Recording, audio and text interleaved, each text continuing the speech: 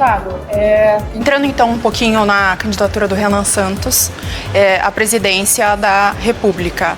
Essa semana saiu uma pesquisa Real Time Big Data que mostra ele como o principal nome da terceira via. Porém, o maior eleitorado dele é o público rico, elitizado do país. Como que vocês pretendem conquistar a outra parte do eleitorado, o público pobre, a baixa renda, que é a maior parte do eleitorado do Brasil? Ou seja, vocês conversam só com um nicho. Como vocês pretendem dialogar com o restante do país e ser conhecido no restante do país? Quero levantar 2 pontos. O principal recorte do nosso eleitorado não é de renda. O principal recorte é de idade. Os jovens, pobres e ricos, em regra, estão com o Partido Missão, estão com a pré-candidatura do Renan Santos, né? Entre 16 e 24 anos, nós estamos em primeiro lugar, com o Renan tendo mais de 80% de desconhecimento. Primeiro lugar em todas as faixas de renda. Então, o primeiro ponto, o recorte do nosso partido inicial é geracional. Nós somos o primeiro partido que dialoga e representa a geração Z, em sua maioria. Depois, eu vou discordar do critério que você utiliza para chamar de rico, porque para mim, quem recebe de 2 a 5 salários mínimos e de 5 a 10 salários mínimos não é nenhum milionário, não é nenhum rico. Como quando as pessoas escutam a palavra rico, é diferente do critério do IBGE. Para o IBGE, né, uma pessoa que ganha 5 salários mínimos é rico porque a gente está num país miserável, né? Mas quando na realidade 5 salários mínimos, um gerente de McDonald's nos Estados Unidos recebe mais do que isso, né? Mas quando a gente vê os critérios da população em geral... Só uma correção, que é o dado da pesquisa que eu trouxe aqui, não é a minha opinião sobre... Não, perfeito. Mas o dado da pesquisa Real Time Big Data que saiu essa semana. É por isso que eu estou explicando, porque esse critério de rico é utilizado pelo IBGE, né? Que você está utilizando como jornalista e todos os jornalistas utilizam esse critério. Mas só para explicar, porque quando a pessoa escuta rico, parece que nós temos um grande apoio entre milionários e se a gente tivesse, não era nem 1% da pesquisa, que a gente não tem essa quantidade de milionário no Brasil. Então, o primeiro recorte é geracional. Segundo, é natural que a gente tenha mais acesso e mais conhecimento, né, nas camadas mais pobres da população, quando o Renan estiver nos debates da TV. Inclusive, espero que tenha um debate na Rede TV e que ele esteja presente, porque vai alcançar o grande público. Ele nunca disputou uma eleição, nunca teve acesso à televisão. O principal problema dele é o desconhecimento, porque quem conhece, vota, né? O Renan é aquele que tem o maior nível, né, de conhecimento, de voto por conhecimento dentre todos os candidatos, de longe. Ele é o que tem o maior teto, ou seja, ele tem a menor rejeição e ele tem um piso forte já, mesmo com um nível de desconhecimento muito grande. Então, a nossa principal missão é tornar o Renan conhecido, porque, em regra, quem ouve entende que ele é superior aos outros pré-candidatos. Agora, deputado, o pré-candidato do Missão, que é o Renan Santos, que é o seu pré-candidato à presidência da República, ele pode até ser desconhecido, né, da grande parte da população, mas ele é conhecido do noticiário por algumas denúncias, entre elas tráfico de influência, lavagem de dinheiro e também é suspeito de gerir mal as empresas que ele tem posse, que ele é dono, porque ele quebrou algumas empresas.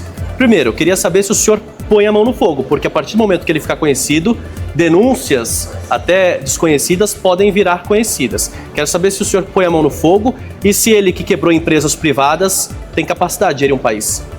Primeiro, não existe nenhuma denúncia contra Renan Santos e ele nunca quebrou nenhuma empresa. É preciso aqui estabelecer a verdade.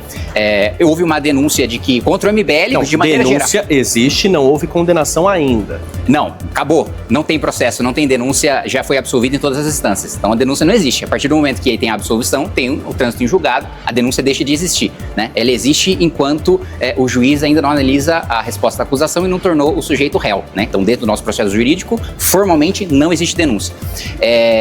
Que foi, na realidade, uma acusação feita por um promotor bolsonarista de que a gente teria lavado 400 milhões de reais pelo superchat do YouTube. 400 milhões de reais é mais do que o faturamento do YouTube no Brasil inteiro. Então, denúncia esdrúxula, foi rejeitada pelo juiz na primeira instância, na segunda instância também, e o promotor, que na realidade foi punido e recebeu uma chamada em vez de nós, do MBL, que... Quando surgiu a denúncia, a gente fez muito diferente do que o Flávio Bolsonaro, negando que tinha relação com o Vorcário, depois dizendo que só foi terminar as relações. A gente não.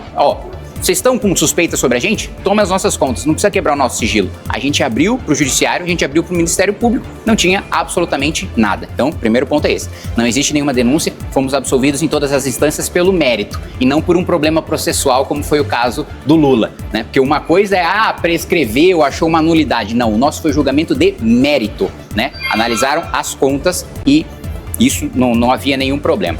O outro ponto, o Renan nunca quebrou nenhuma empresa, ele vivia de comprar empresas quebradas, fazer a recuperação dessas empresas e daí ele vivia da negociação desses ativos, né? Tanto que quando você vê as denúncias de empresa tem dívida de tanto e de tanto e de tanto, você vai ver as dívidas foram feitas, o Renan tinha 12 anos de idade. Ele não fundou nenhuma dessas empresas, ele não foi o responsável por administrar nenhuma dessas empresas, era o trabalho dele comprar dívida, comprar empresas quebradas, para daí, na recuperação judicial, ele negociar os ativos e ficar com aquilo que sobrasse. Então, nunca quebrou nenhuma empresa, tem plena capacidade de administrar o país e eu acho, né, sem falar de toda a gestão que foi feita do Movimento Brasil Livre durante os últimos 12 anos, que foi o único movimento que sobreviveu ao impeachment da Dilma, nenhum outro movimento que foi para a rua existe hoje, né? Só o Movimento Brasil Livre. E que elegeu parlamentares em todo o país e que fundou um partido político quando o presidente da República, Jair Bolsonaro, com a caneta de presidente não conseguiu e o Renan conseguiu, então tem plena capacidade e eu digo mais,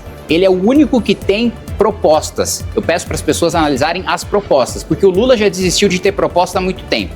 E o Flávio Bolsonaro, quando perguntaram para ele qual que era a proposta dele, ele falou que não ia revelar para não ser atacado. As nossas propostas estão escancaradas. Podem atacar que a gente tem plena capacidade de defender essas propostas e o Renan, sem dúvida nenhuma, vai mostrar de longe, e eu coloco a mão no fogo, não só em relação à honestidade, mas em relação à capacidade técnica do Renan, que vai ficar muito clara a distância abissal da capacidade dele para os outros pré-candidatos.